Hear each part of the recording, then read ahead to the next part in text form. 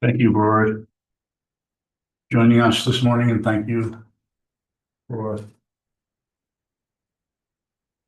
any questions you may have as we go along. I'm not doing well this morning. I would like to give that as a little preamble. I'm out of breath and not basically feeling very good altogether. So just so you'll know, that's about that rather than anything else. I'm not getting much oxygen here this morning. So I was going to give a talk, but I think I'm going to read something here to you. So, and then I'll respond to questions. If I get stuck, I might ask you to read. Let's see. Wind isn't coming back. Again, of course, what can you expect when you're not around a while?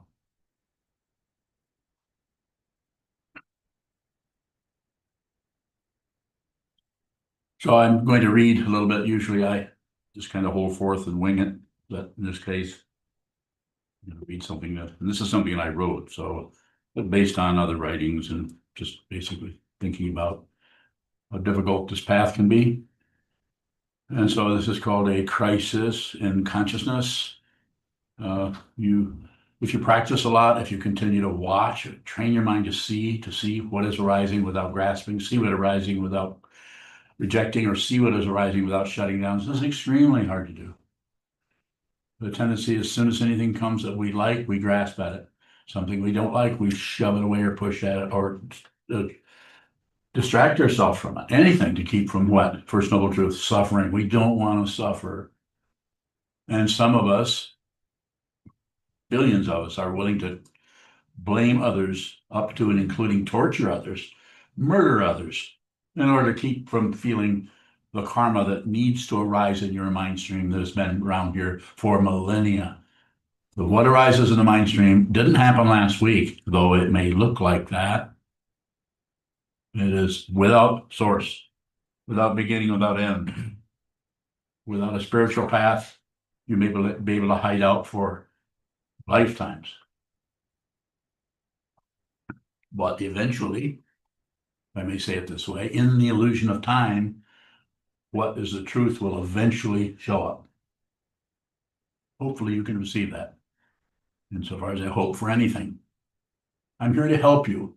And as you've heard me say before, if you don't listen to me, listen to what I say. And if you don't want this kind of help, go somewhere else. But don't interfere with people who do want this kind of help. Some people want to hear this message that I've been looking at for over half a century, just in this lifetime. Don't interfere with it, please. Don't project your dismay, your distress, your difficulty on others.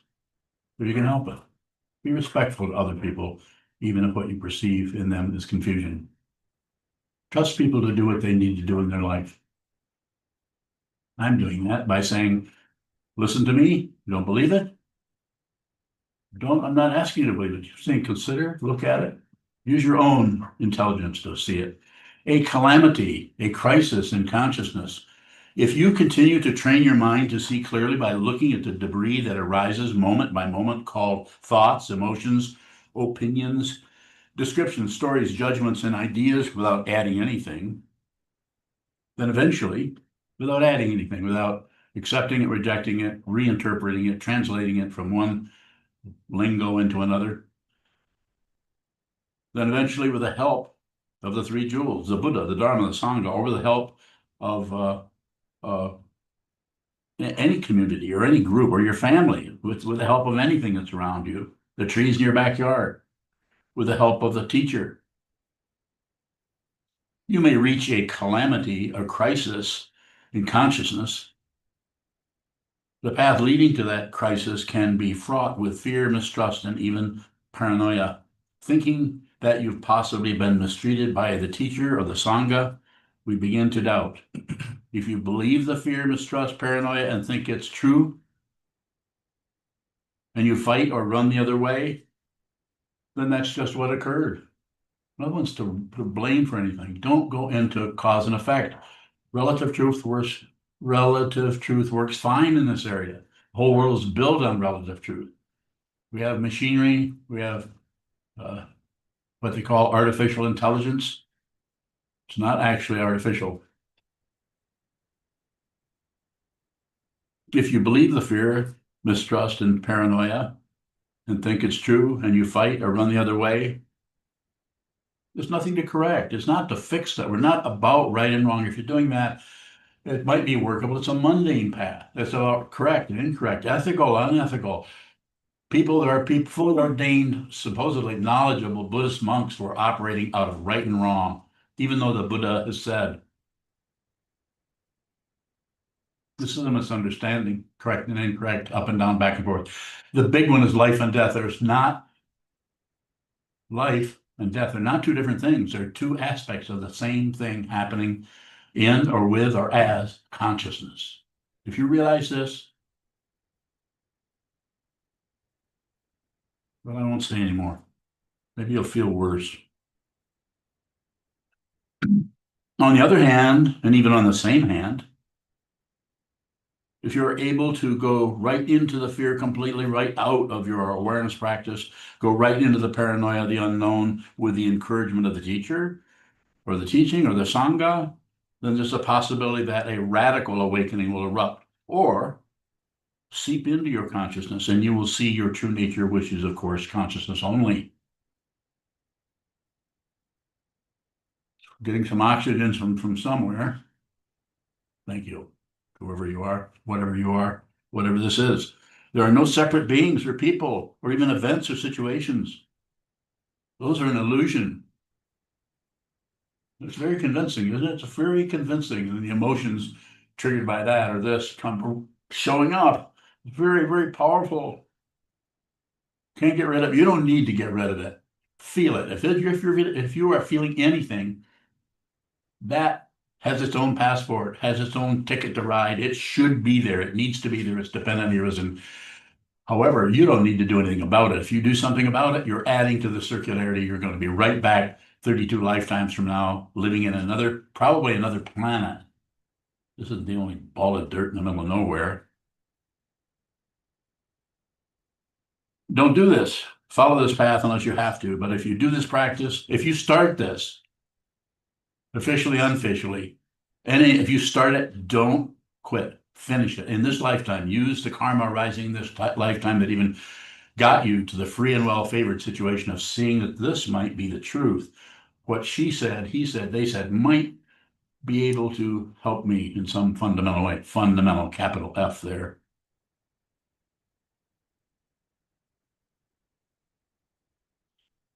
Go into the darkness, go right into what has been pointed out by your own consciousness or by the Dharma or by the Upanishads or by the indigenous traditions. Some form of truth is showing up here and it resonates with you. Do it. Go there. Go into it no matter what. Don't look for results. If you look for results, you might as well be working on your graduate degree. Awareness, awareness, awareness can take you through the crisis in consciousness, the calamity which may show up, which shows up as things, ideas, concepts, judgments, hopes, and fears. And as they vanish, as those things come apart, they come apart. No, don't chase them. As they come apart, don't figure them out, translate them, or look for who caused what. There isn't anyone. If you look for who caused something, you create an intensification of the original illusion, which is duality, or this and that, this and that. As they vanish, the only thing that remains is consciousness only, and it's not a person. Okay, questions if you have them.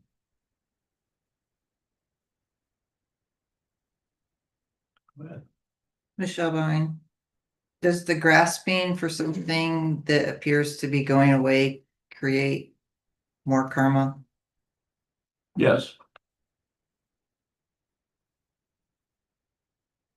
That all? Okay. Yes. Bowing, if a student seems to be caught in their beliefs and opinions and you say just go into it, Receive it. receive it, is there and they cannot do that without doing it in their mental process, what would you say to do there? Do it that way. Whatever shows up for any individual is going to be different. You can't even compare notes. Study together, study the Dharma together, but don't necessarily compare notes. If you have a teacher, that's the person you should be talking to about this. You know what I mean? Do you? You do. Thanks for the oxygen. Where it came from. Yes, sir. Nishikawa, when you say not to chase it down after something is faded away, do we have a choice about that, or how do we not chase something down? There's a little bit of choice. And you can emphasize it through intention. You can't just choose not to feel a certain way, as we all know, pretty obvious. Well, just don't feel bad. Or just don't be depressed, or just don't. But you can intend. And the way we do that in this tradition with our understanding, you're a monk and you've been working on this for many years, and just sit down and watch the movement of the mind so you can see any difficulty that's happening there in terms of grasping something, pushing on something, or shutting down on something, which causes the rotation of passion, aggression, ignorance, open fear, right and wrong, up and down, back and forth, all the calamity that is happening there. More. There's more, I know it. Go ahead. Nishikawa, I'm still not clear on Simple question will give you a simple, more than likely, simple response.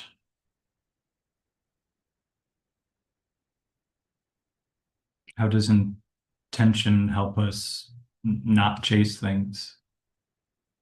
The intention to see the truth may be fraught with all kinds of chasing, because the intention to see that you may find yourself witnessing how much you continue to go after something, continue to blame something, continue. It's the witnessing, the seeing, the consciousness of that is liberating. Not in an instant, not in a moment, not in a second, not in a year, not in a decade. It's just fundamentally liberating. It transcends relative truth as ultimate truth. It's ultimate. Nothing. This is why the only way it can be taught using relative words is, as the 16th Karmapa said in 1981, nothing happens. A direct pointing at the nature of the mind, nature of consciousness. But you have to watch the illusion of coming and going and coming and going, so that you just stop meddling with everything. This doesn't mean you won't feel worse. If you're looking for some kind of gradation or results from the meditation practice, I'm not saying this can't happen. There are kinds of meditation where you can meditate and actually feel more relaxed, more calm, more, lots of it. And it's a good idea to do that. So it's not incorrect. It's just that what I'm teaching is an ultimate understanding of it. More? Right now, thank you. Anyone else? Not to me. Not see me bowing. Are there some emotions that can only be seen through action? Get a little closer to what it is you want to know. There's something showing up there. I want to respond, but I want to make sure I'm responding to what it is you want to know. Like obsession seems like it's fraught with activity. Yes. And I'm wondering if that activity is necessary to see the obsession. Yes. That's why the stopping, say, an addiction, which is a good or really strong, just stopping it, finding some way to shut it down or sit on it or avoid it some way that is done just out of whatever, some kind of activity, stubbornness, or slamming the door in some mental way, can be workable. It's not saying that won't help you in some way. And other kinds are very much about a maintenance situation, which maybe that's all you want to do. You want to maintain staying away from something you're addicted to. There are programs. The 12-step program is a good example of that. That some people, that's what they need to do. Do they need to sit and face the wall? That would be up to them. They will need to train their awareness further, or just train their relative situation of this lifetime. Am I getting close? If there's a definite question, you have that one.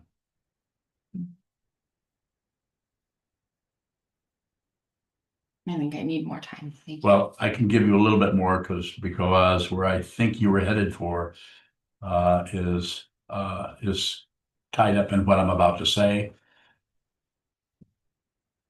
Or lack of breath.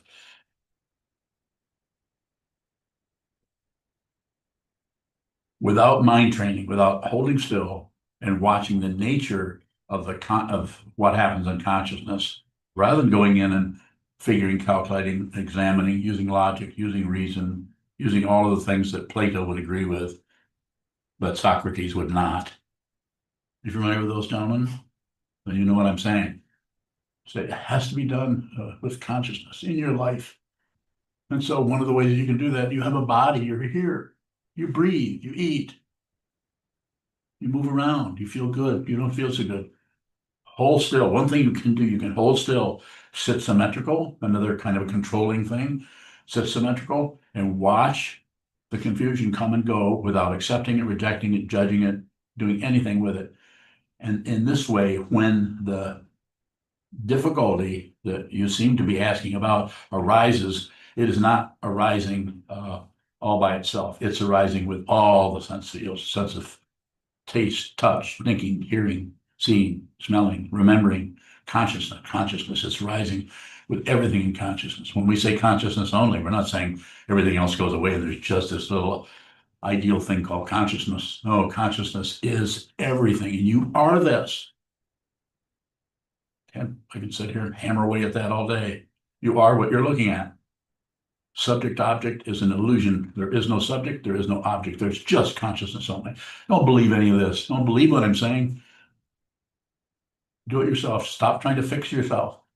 Stop trying to have negative feelings, or stop trying to be judgmental. Watch observe the judgment of others. Observe it.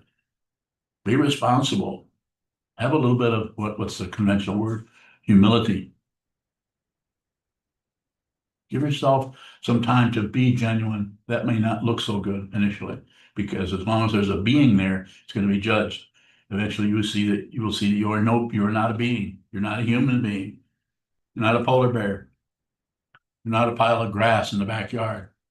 You're just consciousness only, but you're not separate from any of those things. That's why it's so incredibly amazing, and even up to using the fancy word magical. You are this. And yet you're not. So we're back to the dualistic description of it more. No. Anyone else in here? Yes. Wunderbar, is the crisis or the negative emotions or the paranoia, is all that consciousness or the Buddha? Everything. There isn't anything that shows up that you can name, whatever it is, that is separate from consciousness. That's why the teaching of consciousness only showed up a few thousand years ago, and continues in different ways, in different shapes, in different resonances, and in different textures. That same teaching keeps coming out of different beings with different chemistries, different personalities, different styles, different craziness. Some people are totally crazy, but they're awake. Some people are relatively very, very sane, and they're awake, so they're very convincing and they're very acceptable, and socially they're okay. Whereas the crazy ones who awoke in the midst of the confusion see that the confusion is the clarity, is awakening. They're no longer trying to improve or be different or live up to any kind of ethical behavior. Not that ethical behavior, ethical standards aren't necessary, just as laws and rules and regulations are necessary. More.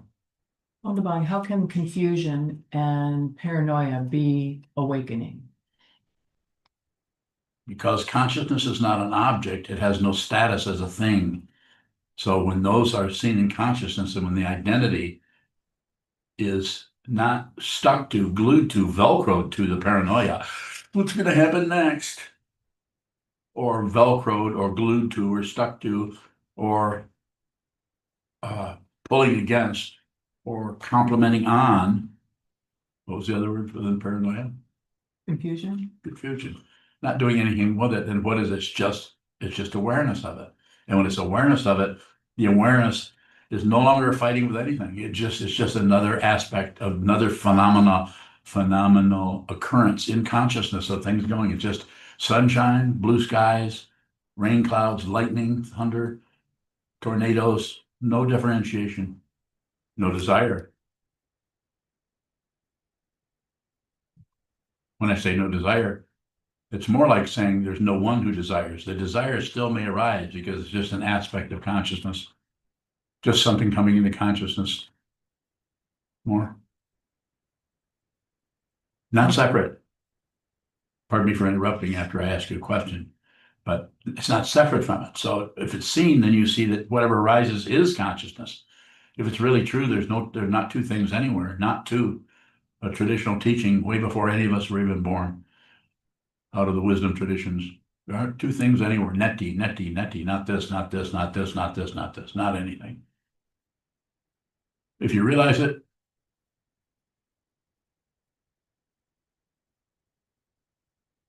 there isn't anything else. Go ahead. Wonderbowing, in this relative world, when paranoia and negativity or negative emotions arise, it's usually a communication to do something. Respond or take an action to keep ourselves safe. Yes. And you're saying that it is consciousness. It is, and so I guess I'm asking, how do we stay or welcome? It's almost like you're welcoming the negativity. In a sense, yes. Because it is consciousness, it's Buddha nature. Whatever shows up is welcome. And by not picking and choosing, you're not concerned with what happens. That doesn't mean that you don't see what happens, including an emotion that rises in your mind stream of negativity or doubt or distress, or a calamity or a crisis. This is why the teaching is just receive.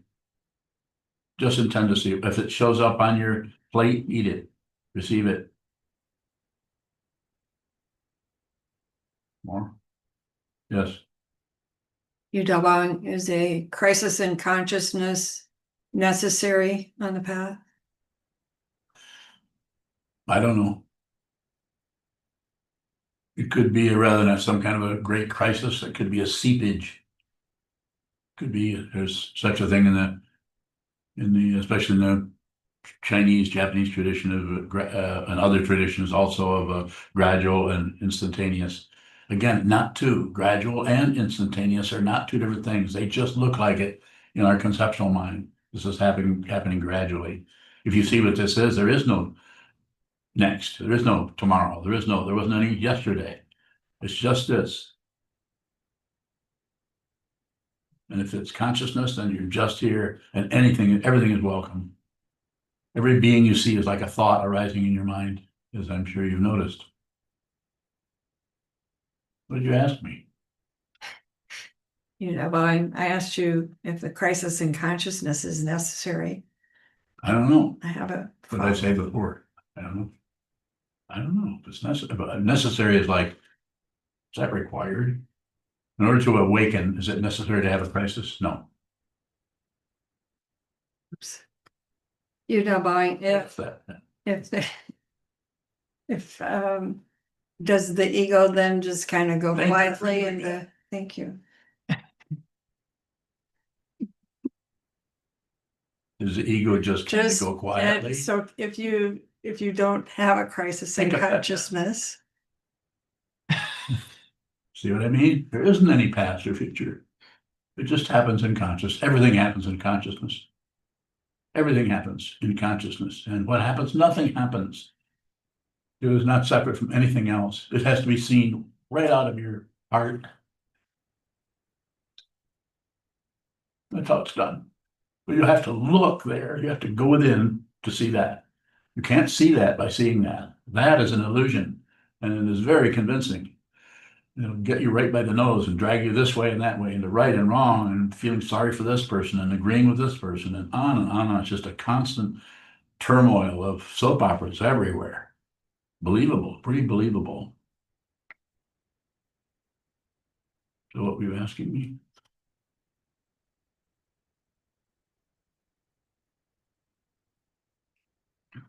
Judabani, are there's obviously some discomfort on the path. Really? I don't think I have a question anymore, but I don't know why. Anyone else in here? Milka, Milk bowing, when those raw emotions show up like sadness and we start to go to, should I be feeling this, or is this worthy of my attention or something? What can we look at along with that to see what's occurring? I don't know if I hear what you're saying, but I'm not clear on what it is you're asking me about. What can we see? Asking me for some direction on something? What is it? Milk bowing, when the emotion of sadness shows up and I want to kind of legitimize it or delegitimize it, what will show me, or where should I take my, or yeah, when I'm trying to use my awareness to look at that, is what is it that I need to include? You probably are already doing it, but what's showing up that that is running the show, so to speak, is you have an expectation. So you need to look at the expectation along with, and don't do anything, don't try to get rid of that. It's very difficult because if you have negative feelings like sadness or disappointment or something, we want to know why. We want to go to the why question rather than what. What is it? Just look at the texture of it. With the sitting practice of meditation, over time, you can begin to see more deeply into anything that arises. You don't necessarily have to do that while you're sitting, but just the sitting creates a kind of reconditions you to just look at something. Keep it simple rather than as soon as you see something, immediately name it. Think about what it is. Look at its value for anything, whether it's valuable to you, whether you should continue to interact with that person or that situation. We're always looking to shift around and find some kind of positionality or reference point. So it's about being aware of all that. Milk bowing, you said along with, what is along with? Well, for instance, if you're sitting at the kitchen table and not in the meditation hall and those kinds of things come up, just be aware of everything else that's there. Don't necessarily go in. When I say don't, I'm saying we might say just observe how you just completely kind of absorbed in that negative feeling. And then just as a meditator, as someone who is intending to see the truth, and include everything else that's showing up, your sense of sight, sense of hearing, sense of smell, sense of taste, and all of those are there in the so-called present moment. Include all of those. Give that negativity some company. Might be a really relative story about it. Give it some company. It's instead of all by itself. Oh, how you feel. It's how you feel in the chair, how your clothes feel. Relative situations. They will not get rid of that feeling necessarily, but it'll change the tone of it from being such a threat, probably, especially if there's a lot of sitting practice going on. Thank you. Yes, sir. Not see me bowing. You just said that it changes the tone of it from being a threat. Is that pointing to the fact that it is not a threat? Yes. It could be threatening. The threatening part might still be there, but you see it's an illusion. So the threatening part, if you see what it is, it's threatening. If you see why it is, then you leave what is showing up because it's painful and go to who or what situation caused it. You build a story that buys into the original misunderstanding is that there are separate things, that there's a me, there's a separate identity, And there are things that are happening, coming and going, buying into the illusion of separation. The whole stage play of the world, things happening, people are fighting wars and having agreements and disagreements everywhere on, as you know. More? Natsumi bowing, sometimes it feels like something is happening negatively because I deserve it, but it sounds like I also deserve the feeling of my shirt on my Of your what? arm. I deserve the feeling of the shirt on my arm. I see where you're going. And I would say that it's the deserve part that continues the polarity. I deserve or have a right to that. I would use that to some extent by going in the other way around. And I would say that anything that arises in your mind stream, you have it coming. It's not that you deserve it, but it's coming because you're not separate from what is showing up. It looks like this is happening to me when actually it's just consciousness. It's the illusion of something happening to someone. That's an illusion. Very convincing. So the idea here is to observe that rather than correct it and say, oh, that's just an illusion. I'm just not going to believe that. Push it away. Just receive it. Just be the emotions that arise in your mind stream. Nothing's threatened. Fundamentally, nothing's threatened. But until you see that directly see it with no explanation or no fabrication, no concepts around it, no structure, other than you just receive that as it is. You'll see that nothing has been received and there was no one receiving anything. It's empty of other. It's without an other. It's just consciousness. This can feel lonely. More. You just said this can feel lonely. Yes, What is this? consciousness. It may have that kind of an appearance at first. Eventually, there's not even a lone. Eventually, the loneliness vanishes or becomes transparent, and there isn't anyone. There isn't anything. There's no occurrence. Nothing has happened. It's just consciousness only.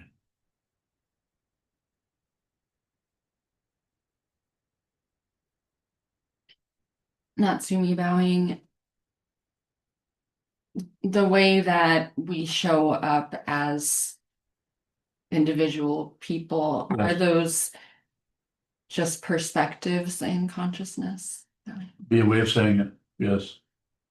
If you have a perspective, there's the perspective, and then there's consciousness that is having it. So more duality. Yay. But it's not about getting rid of it. Just be aware that that's, and the whole world is run out of that kind of polarity. Some of it is so very, very intense that people are dying and starving, as we know, or people are yelling at each other across the kitchen table. It's intense, so very, very believable. And it's dependently arisen. So therefore the causes and conditions behind any so-called event you can't find them. You might find this over here. This person said this to this person, and it might be a relative situation there. But the source of this consciousness that operated those vocal cords and the source of the consciousness that is receiving through those eardrums, the sound and the receiving of that sound, all being translated into language and into thoughts and ideas, all of that whole thing completely is unreal. It's an illusion. So therefore, if you try to get rid of it, it will reassert itself as being real. And if you join in with it and join in with the blaming or the accusation or the attribution or the sourcing for anything like that, which the whole court system is built on that. Not wrong. It's just a way of working with relative truth that most people are attached to, subservient to, addicted to, etc. So it's about liberate yourself. 15 people can't liberate themselves. Only one person can liberate herself. You do it by watching this with great intensity. Never need to listen to me or talk to me again if you hear what I'm saying. Go within. Go within, that's it. Might need to talk to me every day. You might need to talk to me once a year. You might never need to talk to me again. Just go within. Well, yes, What does it mean to observe? Like in meditation instruction? just hold still. So that you can, so that what is continuing to move, because you can observe stillness to some extent, but it always has a contrast to that which is moving. You can't observe stillness. And if you observe motion, it's always through contrast that we observe it. That's why we hold still and watch what happens in the mind, or watch maybe your mind is fine and just kind of floats around, nothing much happens, but then your knees hurt or your back hurts. So you observe that. Body and mind are not two separate things. They just look separate, but they're not. You won't know that until the body mind collapses and you realize that consciousness hasn't gone anywhere. There is no space and time, fundamentally. There's just consciousness. More. I think the question is coming out of trying to figure out what not observing is also. So if we were to go in that area and figure it out, what's moving, what's not moving, would be attaching, rejecting, shutting down, passion, aggression, ignorance, anything that arises to have a position on it. If it arises, I really like that. That's really great. That should continue. Something else arises, that's terrible. That should be stopped or controlled. Or these are the extreme versions of it. You could also say, well, I just won't look at that. I'll look somewhere else. I'll ignore it. You may do that ignoring deliberately by deliberately distracting yourself into going for a jog. Not jogging is not wrong. You don't have to go there. I'm just saying you may use jogging, which is totally valid. It's relatively, it could work great. Some people jog for their whole life. But because when they do that, because body and mind are not two different things, the mind starts being absorbed in the continuity and the consistency of the jogging. So then for anything you're distressed about, just making up a story here, gets softened by having to include being forced, you could say, because body and mind are not separate, forced into the movement. Just like things are really terrible and you just don't want to get out of bed. I'm just going to stay here. Just so what you're doing is it is a form of avoidance. Not wrong. It's just what we do. We suffer. We find ways to get away from the suffering. So coming back to your question, as far as I understand it, just observe whatever arises. And that with each person, that's going to show up in different ways. With some people, it just might be discursive thought, just daydreams, memories. And some meditation instructions or teachers actually think or feel apparently that you should calm down. You should have ways of calming your mind down. I don't teach that way. I did for a while until I began to see what was happening or what was not happening. And I say, just watch what moves, just see the illusion. And you might be able to see the illusion, maybe not so well if you try to shut part of it off, because you can be successful at doing that. You can actually have some success at stopping some part of it, which will give that part of the consciousness we refer to as ego, a little tiny success story. And spend your whole rest of your life doing it that way, because it works for me, just like a Budweiser works for some people. It's not about right and wrong. It's about the relative truth and how much anyone or any society or any committee or any board of directors is caught by relative truth and operates out of paranoia or hope and fear. If they do that, then sure, they can probably solve their relative problem. But the ultimate situation is this doesn't end. The teaching of the Buddhist Dharma doesn't mean that you come to an end. It just means that relative truth comes apart. Life and death, life and death, life and death. Sleep, awakening, sleep, awakening. Or I should say, awakening, sleep, awakening, sleep. That works better. That was pretty good, though. Yes. Yudabang along the lines of Hold on, Nishikai. just saying. Anything else? Nishikaboing.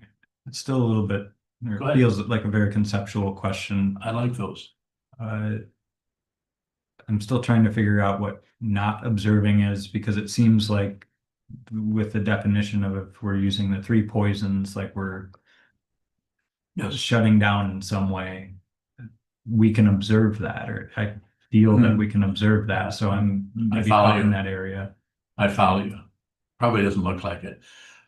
What seems to be the issue there is the part of consciousness that somewhat breaks off into an identity that sees you're either observing or not observing.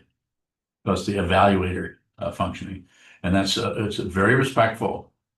It's not going to harm anything. It's just like gets permission. Let me just come in and just kind of oversee things for you here. Just see if what you're doing is okay. You see a little bit what I'm saying? Yeah. And so you can, what I would say is if you see what this is, and this is a very blunt way of saying it, it was said way before this old man showed up here, or any of you, because I'm older than everyone here. You won't know it. It's not failure. It's just that you won't know why. There isn't anyone left to know anything. You can see this. Don't hurt yourself. Don't hurt anyone else. Receive everything as everyone is suffering. Receive everyone where they're at. This doesn't mean agree with them. Yes. Bowing, is a mantra a way of ignoring or avoiding? There's a slight quality of that with each person, but eventually it leads into deeper levels of consciousness. Oh, my home. Oh, my home. Oh, my home. Like we're going to do for the sadhana Mahamudra. We're approaching in about 2 hours and 7 minutes. I think it'll be full moon in Virgo, 15 degrees. Is that true? Or Pisces, actually. Well, it's the sun's. Who cares about the moon? It's the sun that's important. Where do you think all the light comes from? You think that the moon produces that light? How long you been an astrologer? Sorry. Anything else? Yes. Yes. Zoom. Zoom. Okay, Zoom. Let's see. Jishin, and I'll get to you in a minute, James. I know you'll be able to remember what it is you were going to ask me. Bowing. Is not observing the same as participation in movement? Bowing. No. Not observing is a distraction or ignorance. Participation in the movement is just not separate. We do it all the time. You go into conscious, you or me or any of us are going in and out of consciousness only all day long. It's just if there's any kind of fear or any kind of obstruction or any kind of something that surprises us, we immediately shrink up into a fist right in the middle of our heart because we're afraid. And we start to operate out of fear. Protect this instead of there's nothing threatened. Consciousness only. It's like an open hand. Except there's no hand. It's just a gesture that comes out of the tight fist of ego. Justice. It's justice. There's nothing is threatened anywhere. Doesn't matter what occurs. Why? Nothing occurs. You think things occur, you'll continue to chase your tail or somebody's tail. Thank you. I have one more. I bet you do. And this is to Ondo's question about awakening and paranoia. Is awakening about seeing that all of this is an illusion, and in the case of paranoia, just to see that paranoia is Buddha, as everything which is arising is equally Buddha. Everything is Buddha. Everything is conscious. There's anything but consciousness. Saying Buddha is just a way of personalizing it a little bit, since we're all, at least some of us here, are Buddhist students of the Buddha's teaching. 2,500 years of it. You may need to officially become a Buddhist, or you may just study Buddhism. If you're listening to me, you're studying Buddhism. I mean, at least for the time you're listening. So, yes. Thank you. And one more, please. Go ahead. When you are saying don't chase after something, are you saying stop chasing? Well, if you can, pardon me for interrupting, but yeah, if you can stop, Certainly, but if you can't, then just observe that you're chasing. Is stop chasing the same as not stop not to chase? Wait a minute. Are you saying that in Polish? No, I'm just saying, are you just basically saying just observe, doesn't matter whether you chase or doesn't Yeah, matter that would be pretty good, but you wouldn't have the content, that's not a word. You would not have the comment that it doesn't matter. You would not follow it with it.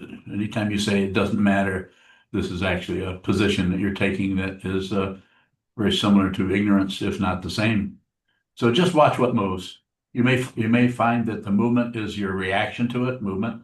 You may find that something happens that you don't seem to have any addition to it at all, but you're just watching what's moving. Another time you may notice that you're against it. Just observe that. Be genuine, be responsible for everything that arises in your mind, including if you leave what rises in your mind to blame someone or something or some situation for what's occurring. It's about awareness of the illusion, not about getting rid of it.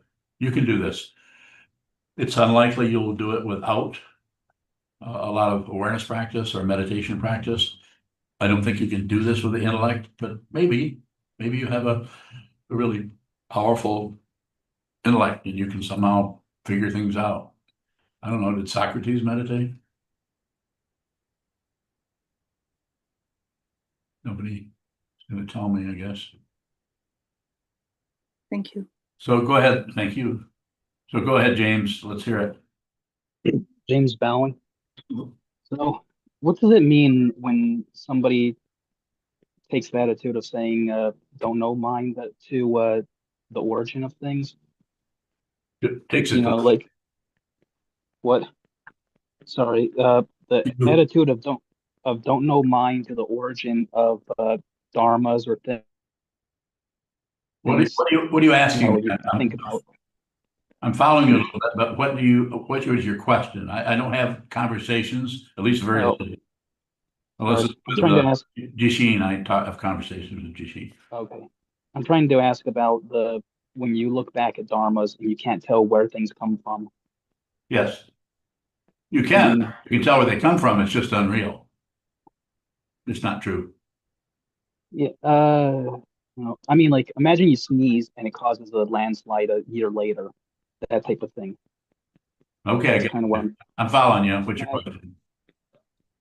How do you actually approach that from a don't know mind? If it's a landslide, stay back. Stay away from it. Why? Because it'll crush you. But it's unreal. Well, what is unreal gets crushed. So let it get crushed. I didn't say that. Oh, but move where? Into the landslide or away Okay, you win. from it? You got me. You got me. All right. Thanks, Alan. You're welcome. Further questions? Yes. No combined question from YouTube from Martine in Latvia. Martine. What is between emotions? Bowen? Space. Yeah. See? I was just guessing, Martine. I'm thinking if you have an emotion, you know, thoughts seem to have an edge or a side to them, but emotions seem to be like more smushed out, like expressionistic or something. Like I was trying to teach somebody. Anybody here that I was hugging them and rubbing them like this. This is emotion, and then little fingers on their back. This is thoughts. Was that you? No, it wasn't you. Was it you? Seemed like there was 4 or 5 people I was teaching that. No, Robert, you weren't even here. Okay, is there a final question we can tie up here if there's any, yes, Mahesh, go ahead, please. Mahesh Bowing. Yes. So I find it hard to be flexible when working with others. Yes. So how do I understand what's going on behind this inflexibility, Bowing? Very good. So being aware that you have an inflexible or fixated approach in your consciousness, and as you know, we've talked a little bit, but you have a very strong intellectual or conceptual processing in consciousness, maybe stronger. It doesn't make you any better than anyone else. It makes your style a little bit different, and that you're very much about anytime anything occurs, you have a lot of thoughts and emotions about it, but the emotions themselves are reinforced or overlaid with the thinking process, concluding, rejecting, shutting down, analyzing, and so on. And I would say just observe all that. The inflexible part is just me. It's just a way that the downside of it might be you feel inflexible, but the upside of it is you're aware of that. There are many people who aren't flexible at all. They just think they're right about everything. But you, because you're a meditator, I would assume this is some causation there. You're actually beginning to be more responsible and more in tune with and in touch with what you're describing as didn't you use the word inflexible? Yeah. So it's about being aware of that, not fixing it. Don't get in there and try to necessarily lubricate all that and make yourself loosen up. Don't do that. There are other people that will talk to you that way and may try to get you to change or be someone else. I would like to give you this recommendation. Be genuine, be who you are. Awareness of the flexibility is a lot more powerful in helping others than suddenly being a person who's overcome their flexibility and wants to tell the world about it, or their inflexibility. Be aware of the inflexibility. This will be helpful to others because you'll be able to help others who are dealing with the same issue that aren't aware of it. You follow me? Just a wee bit. Yeah, Mahesh Bhavin. Thank you. Would putting myself in more of those situations help, or would doing it others way, trying to do it others way help? Bhavin. So putting yourself in what position? Putting myself in positions where there is inflexibility, where I have to work with others more. I don't know if there needs to be too much deliberation on it. I think just life in general is going to bring those situations up for you, and just the most important attitude for you or anyone here that I can think of, the most important word and attitude to have is receive. Whatever shows up, whether it's showing up in your world, in your living room, in your workplace, wherever it may be, receive it without comment. Or if it shows up in your mind stream, negative, disturbing feelings that seem to be caused by someone else, receive not only the feeling itself, but be responsible for that. You tend to be blaming someone for how you're feeling. See the so-called big picture rather than try to stop blaming. Don't try to be someone else. Feel the need to have an emotion and accuse someone of causing that emotion in you. That's how you will eventually realize your true nature, realize the illusion is unreal, and you are nothing but consciousness. You're just the space in which things occur.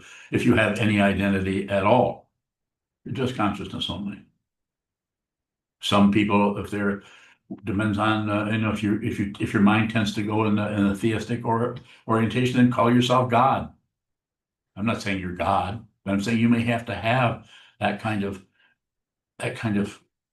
deep understanding of who you are. It may appear this is why there have been so many religions that are theistic, because of the necessity for that kind of something in consciousness. But I would come back from the position, if you call it a position, of the Yogacara teaching, Buddhist teaching called Yogacara, which is also mind only, which is consciousness only. There are no objects anywhere. There's just the consciousness. There's just the space in which things occur. Receive the things that occur without accepting, rejecting, or shutting down, if you can, and realize that you are just a space. When this passes away, nothing will occur. Relative truth is unreal.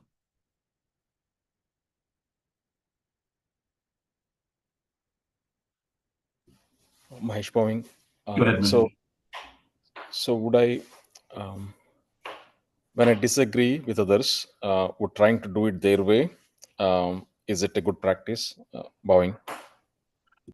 Yes, it's always about awareness. It's not so much what you do may have some relative significance, lots of different directions. Some things you do can land you in jail. Some things you do can land you in the White House.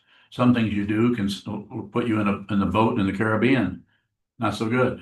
What you do doesn't matter because you cannot see the outcome of anything because everything is just what it is.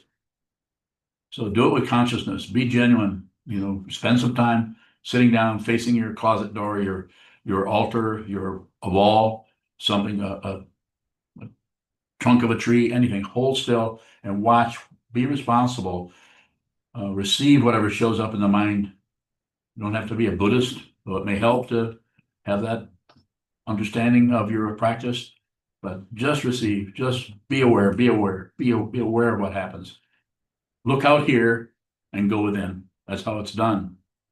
Jen. Jen Bowing. As a follow-on to Mahesh's question, is there a danger? I thought when he asked, basically, should I put myself in situations that make my inflexibility arise? I thought you might say, put a little tension on it. So I've heard you say that in the past. Yes. And that's what I was wondering. Is there a danger in taking that approach of succeeding and then you're just prey to right and wrong thinking again? Bowing. No, I don't think there's any danger. Your path, Mahesh path, and anyone's path is going to have differences. That's why I sometimes say, I think I might have said already, don't necessarily compare notes about your meditation and how you're doing and how, just do it yourself. If you need some response from somebody, it might be good to have a teacher so you can ask a direct question. If it's a true teacher, it's teaching out of consciousness, not out of control, not out of belief or disbelief, not out of anything other than just consciousness, you'll get a response that probably will be fundamentally helpful and also could be very painful if you're covering things up. So I don't think there's any danger of any of it. The most important thing I can say is meditate and sit down and watch the consciousness come and go. And there may be some danger of having a few more extra lifetimes unless you realize what this is now. Possible, not a threat. It's not a hellfire and brimstone idea. It's just that causes and conditions are coming and going, and they're very, very seductive. Thank you. Thank you. Thank you for the question. Very good. I think we can close now.